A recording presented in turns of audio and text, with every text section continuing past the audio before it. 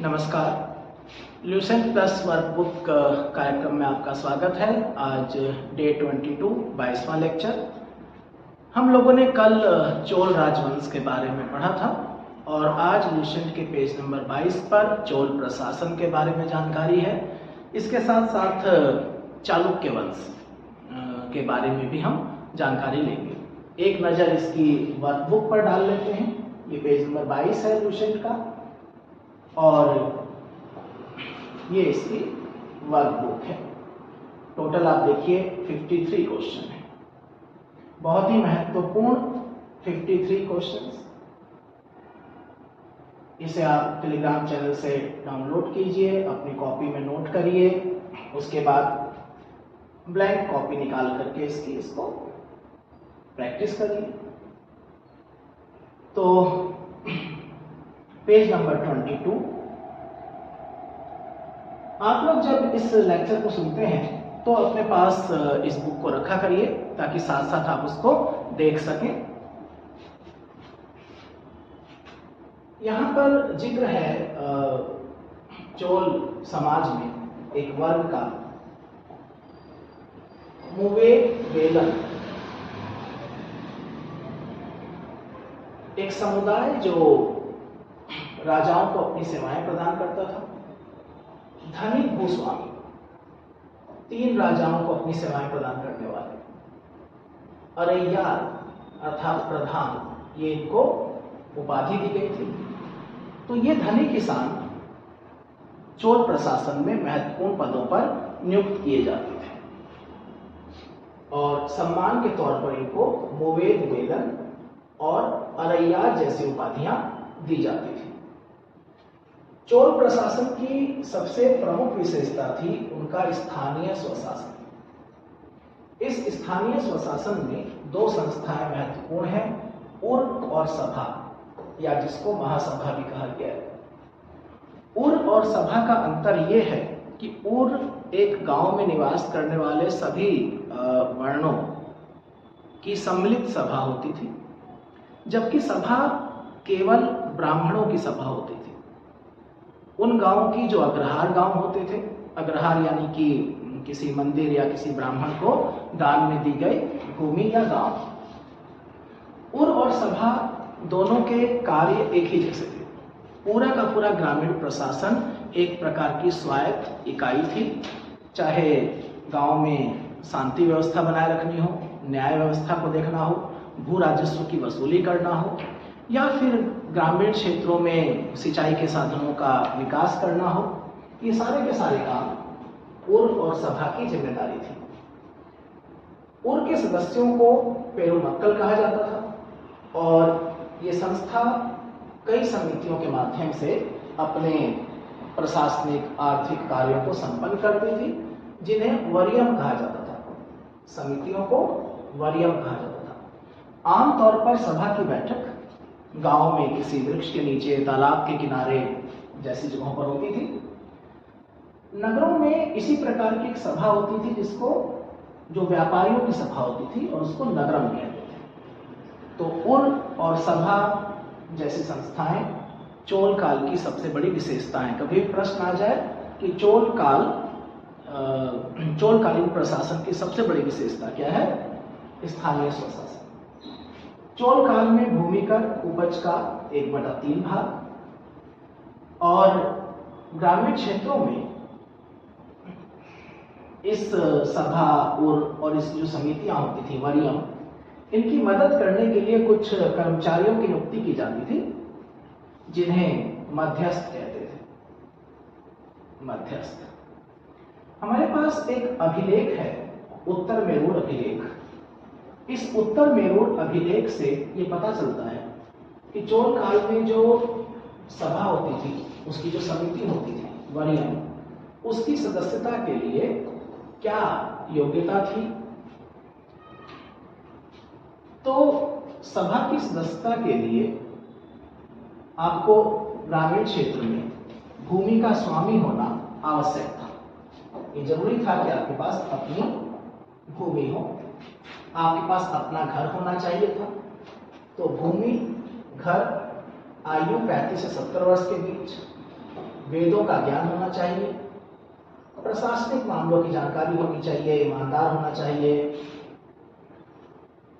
लोगों को नए लोगों को मौका मिलता रहे और एक ही व्यक्ति लंबे समय तक किसी एक समिति का मेंबर ना रहे। इसलिए एक नियम था कि यदि कोई पिछले 3 वर्षों में किसी समिति का मेंबर रहा हो तो फिर वो किसी और समिति का मेंबर नहीं बन सकता। इसके अलावा आपको हिसाब किताब भी क्लियर रखना पड़ता था अपना, नहीं तो आपको चुनाव लड़ने पर रोक लगा दी जाती थी। इसका मतलब कि सभा समिति, जो यहाँ पर सभा और उसकी समितियां हैं या उर और उसकी समितियां हैं, वरीयम जिसको बोला गया है, उसके लिए चुनाव होता था। चुनाव उस तरीके से तो नहीं जैसे आपकी कल्पनाओं में है, आधुनिक चुनाव नहीं, एक लॉटरी सिस्टम। जितने भी लोग उम्मीदवार के तौर पर अपना नाम देते थे, उनके नाम की पर्चियां एक घड़े में या किसी बर्तन में डाल दी जाती थी और फिर जितने सदस्यों का चुनाव होना होता था, जैसे कि 30 सदस्यों की समिति होती थी, तो एक एक करके 30 पर्ची निकाल ली जाती थी। इस प्रकार से चुनाव था।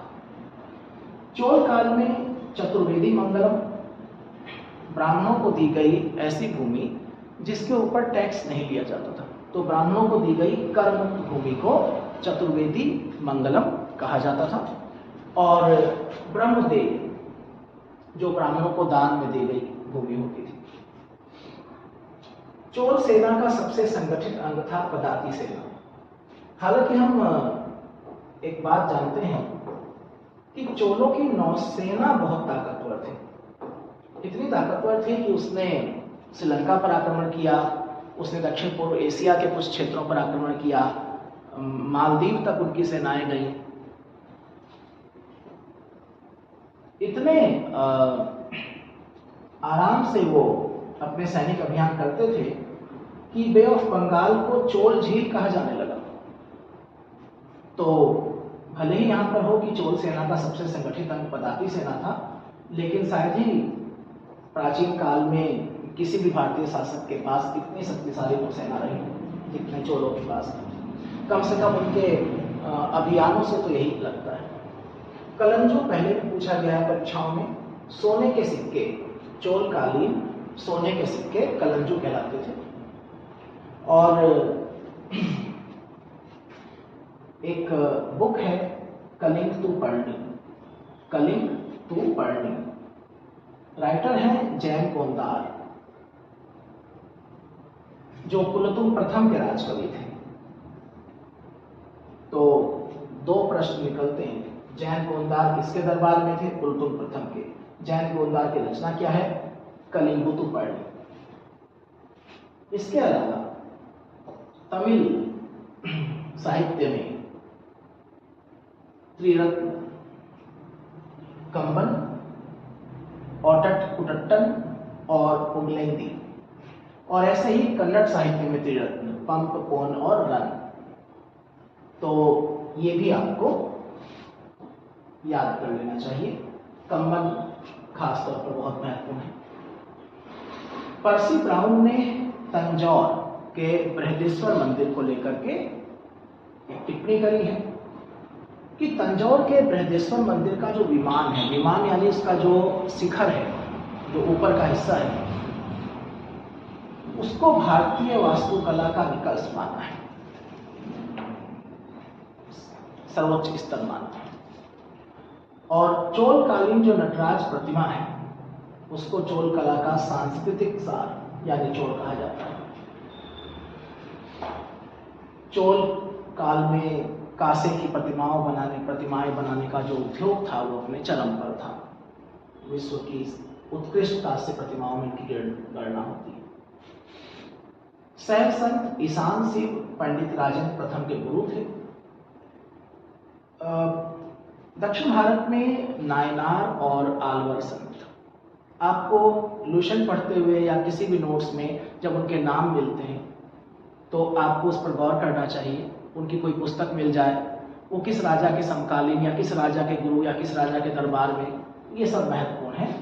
तो ईशान शिव राजेंद्र प्रथम के गुरु थे। चोलकालीन सबसे महत्वपूर्ण बंदरगाह है कावेरी पट्टनम। इसके अलावा तनियर एक शब्द है एक बड़ा गांव तनियर कहलाता था।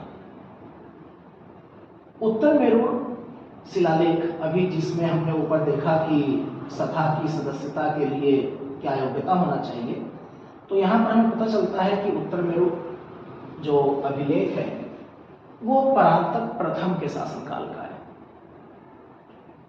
चोलों ने अपनी राजधानियां परिवर्तित करी, जैसे आरंभिक राजधानी उरैयूर थी, फिर तंजौर हुई, फिर राजेंद्र प्रथम ने जब नॉर्थ बंगाल की विजय करी तो गंगेकोट, चोलपुरम और फिर कांची थी कुछ समय।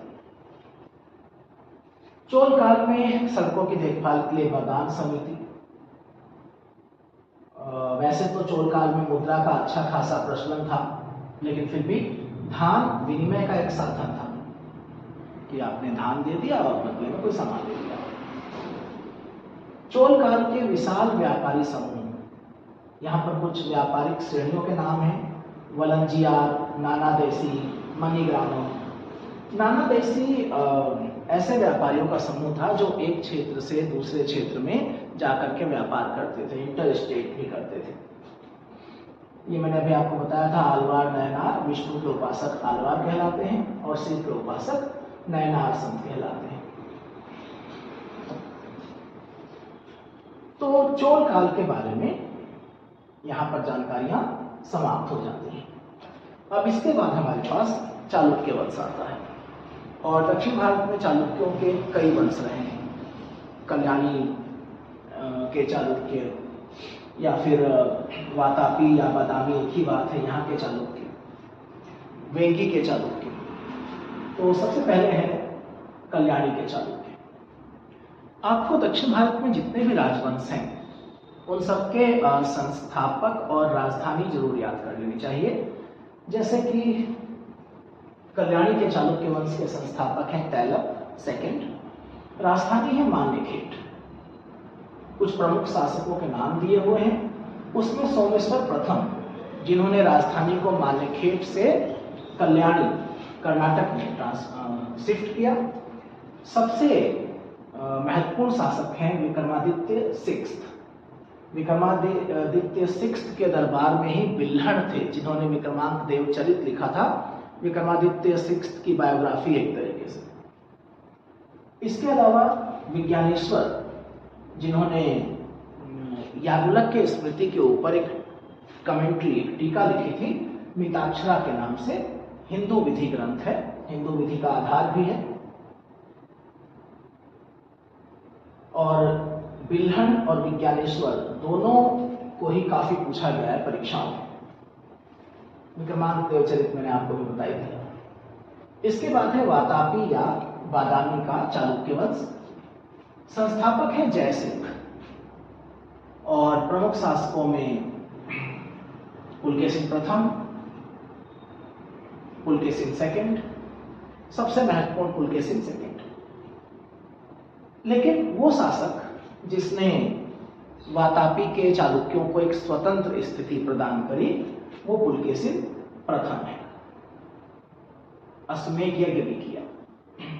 जितने भी अश्वमेध यज्ञ करने वाले शासक आपको मिलते हैं उन्हें आप अलग से भी नोट कर सकते हैं। और